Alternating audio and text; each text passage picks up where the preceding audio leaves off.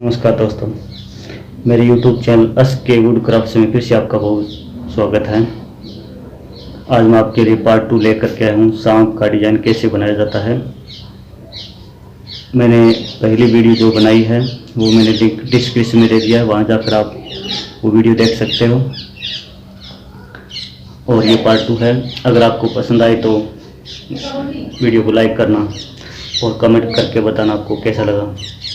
अगर आप पहली बार देख रहे हो तो मेरे YouTube चैनल को सब्सक्राइब कर लेना दोस्तों, लिंक मैंने डिस्क्रिप्शन में दे दिया है।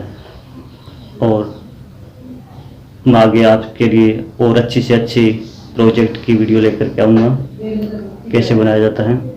तो आप ज़्यादा से ज़्यादा सपोर्ट करिए दोस्तों मुझे, तो अगली वीडियो लेकर फिर से आ जाऊँगा। तब तक के लिए धन्यवाद दोस्तों।